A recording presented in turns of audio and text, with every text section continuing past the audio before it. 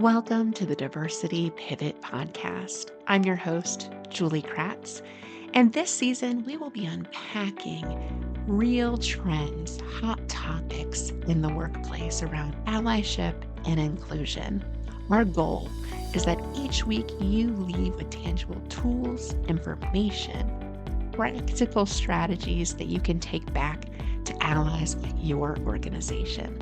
Let's dig in to this week's topic. Today's topic, your DEI program isn't as effective as you think. Hopefully this is a challenge for many of you faithful allies that, we want to be the good guys. We want to be on the right side of the DEI equation. But despite where we're at, we're probably not there yet. So we know a plethora of organizations started doing DEI work in reaction to that racial reckoning, long overdue reckoning that happened in the summer of 2020.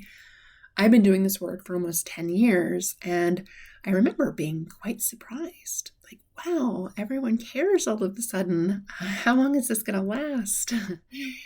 And sadly, as many of us DEI practitioners that have been in the work for many years and realized, slogans, donations, fancy corporate statements aren't going to solve this problem, we got what we expected. A lot have paused or retreated from the efforts that they proclaim to do. Now, the good news is the fallout has really led to two distinct camps. And of course, there's room in the middle.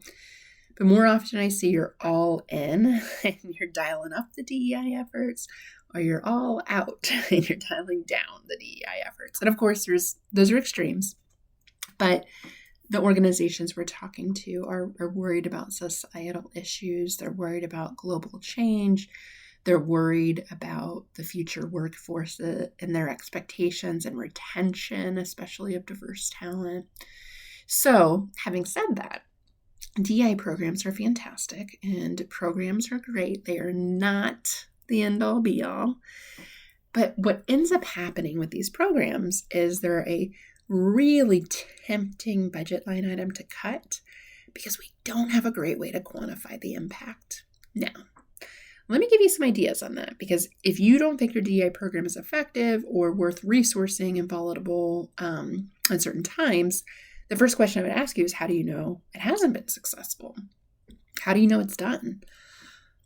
Usually leaders don't know the answer to that question. So I would encourage you, participation rates, not great indicator, but certainly one. The number of programs you've done, your employee resource group activities, these are lagging indicators. They're not leading indicators. But where that starts is asking yourself the question, what problem is our DEI program trying to solve? Is it turnover? Is it engagement? Is it innovation? Is it team performance? There's lots of different correlations to DEI work. We know that it can help with all of those problems, but you have to be super prescriptive on what problem you're trying to solve. So once you know the problem you're trying to solve with the DEI program, then you can really unpack the data. So I'll give you 5 ideas if you're struggling with this. 5 ideas that I see that I think are much more leading indicators. So one leading indicator is the ability to attract diverse talent. It's no secret, Glassdoor, Indeed, especially younger folks, they are combing websites, getting to know people at the company to see if inclusion is real or not. Monster did a study, 86% of young people consider DEI before even applying for jobs. So you're probably not seeing them if you have a not so good reputation about this. So think about how you can measure the diversity of your hiring pools. And pools is important. So what we don't want to do is our hiring numbers. That can create a zero-sum game mentality that actually can be illegal in some cases. We saw what happened with affirmative action this year. So don't make hiring decisions based on diversity, but do ensure that your pools are filled with diverse candidates. Okay, so pools versus individuals. Always hire the best person for the job, but make sure your pool is diverse first. Retention of diverse talent. We often, have our turnover rate handy. We know it's about 30% of someone's annual salary that it costs us when they leave. But actually, if you think about high potential folks, it can actually be much more significant of an investment to recruit and replace somebody in those senior level positions. And what we find with diverse talent, because there's such a need to diversify, when we have really strong candidates, they have more options, right? They've never been as sought after before, rightfully so. And so that turnover rate is usually 2 to 3 times higher for marginalized groups.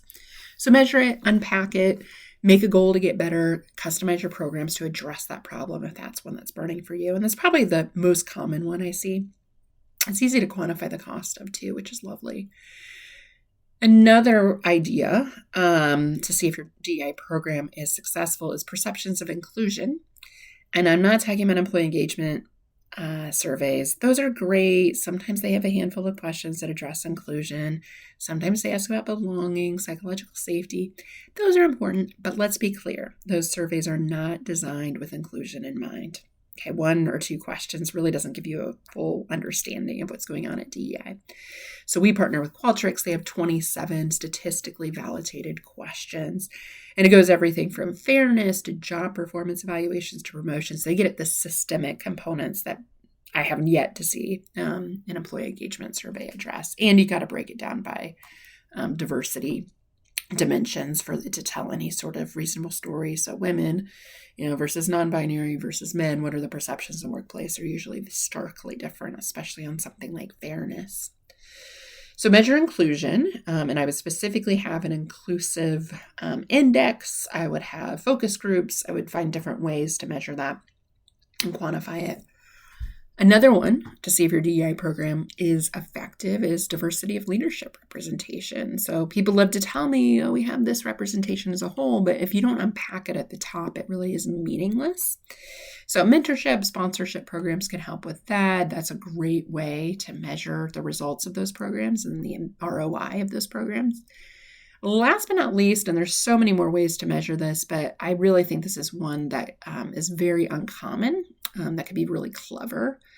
The middle management engagement, perhaps one of the most impactful and overlooked. I don't see as many folks in programs and ERG events and training programs as I would like. And we know inclusive leadership is a must-have skill for the future. And a lot of these Gen Xers didn't grow up in a time where we talked about these types of social issues, especially in the workplace. So that might preclude them from the conversation unintentionally. So I would love to ask them, what do you see as a problem with DEI at our organization, and how can we really measure that and get the conversation going? Think about that middle management band. Think about attrition. What's that costing us? What is the lack of inclusion costing us? And then quantify it and move forward. You'll get more investment in DEI efforts if you can show that this is a business problem, this is the pain point, and this is how we're going to solve it using DEI programming. Okay. Then you can measure it pre and post. So that's really important. Whatever you measure it over time, right? I love quarterly reporting. I love drilling down to specific functional areas or leaders and holding them accountable to get better. I'm not a huge fan of quotas because the zero-sum game mentality can trickle in very quickly and it can create divisiveness. So instead, let's create a goal to get better, right? And certainly when you look at those numbers, I guarantee you will want them to be better. And most people will want them to be better, right? But you got to have the numbers. You got to have the story to get people rallied around it. Thanks, listeners. Let's dive into another hot topic next week. Thank you for listening to the Diversity Pivot podcast.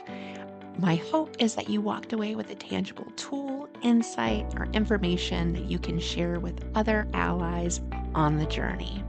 If you liked this week's episode, please leave us a review. Your feedback means a tremendous amount to us. We'll be back next week with another hot topic.